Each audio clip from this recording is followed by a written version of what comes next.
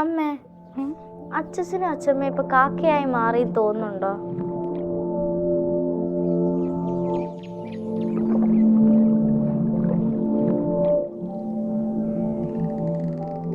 Greetings to all respected delegates, film enthusiasts, and the entire team of the 14th Kolkata Shorts Film Festival. My name is Manoj Ajith Panicker, and I am the writer, director, and editor of my debut short film, Sombre. Back in December 2023, one of my mother's friend, she called her and talked for more than an hour about, her cancer, the issues in her family, and uh, the fear of having to leave her only child. And a few days after this call, we received a message from her family saying that she passed away. And this really shook me and my family because the words that she said during that call, that really stuck with us. And I have always been obsessed with the themes of death and afterlife. So the idea of a single child having to deal with grief in their own way, that seemed like a very interesting topic for me. Being my first short film and having no connections to the film field, I tried to write a script that could utilize the resources and the location that I already have at my disposal.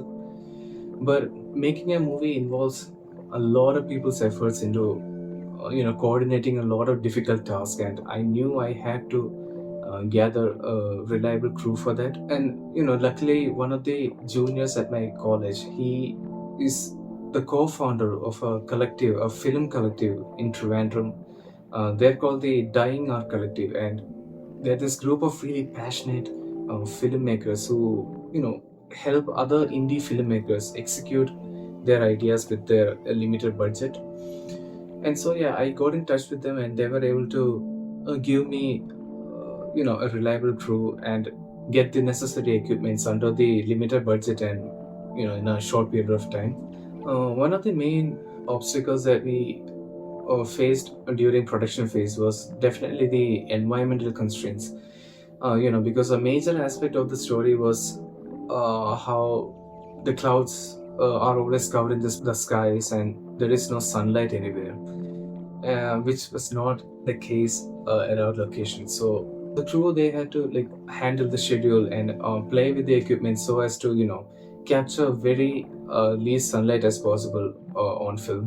And then there's another scene in the movie that takes entirely near the side of a pond, and to capture the essence of the conversation that happens in that scene, our DOP Charlie, he had to literally stand in the water for more than 2 hours, and he had to do that with a steady hand because he couldn't use any external equipment to keep the camera steady.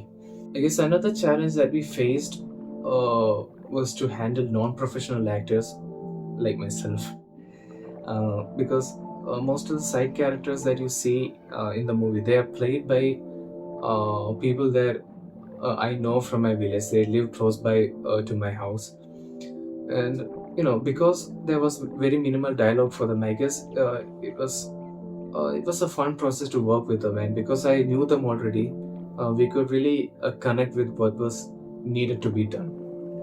I would say that the output of the movie is, for the most part, it is close to what I had in mind while writing the script or while I was doing the storyboard. But I would also say in some parts it even came better because the things that our DOP and assistant directors, they noticed on set, and how we were able to use all those things into the story, and I think that made the experience a lot better. I have always been interested in writing stories that would appeal to all ages equally. So it was important for me to craft a movie that would appeal to the older audience who grew up watching the movies of the 80s, which is often called the golden era of Malayalam cinema. And I try to infuse themes of isolation and the loss of innocence, ideas that the younger audience could relate to. I guess I wanted Mega Rhythm to be part of a movement that keeps the space for empathetic stories in Indian cinema. Because in the middle of all these masala movies and male-oriented macho movies, I have seen our audience here having a soft spot for emotionally engaging family-oriented movies as well. And because it's the 21st century, there is also a rise of stories that revolve around female characters who go beyond husbands or the boyfriends or romantic relationships, and they engage in more complex conversations about morality and death. I am genuinely honored to share Somber Skies with the wonderful audience of this prestigious film festival. I want to thank the entire team of the 14th Kolkata Shorts Film Festival for giving me the opportunity to reach a wider audience in Kolkata. Thank you and have a wonderful day.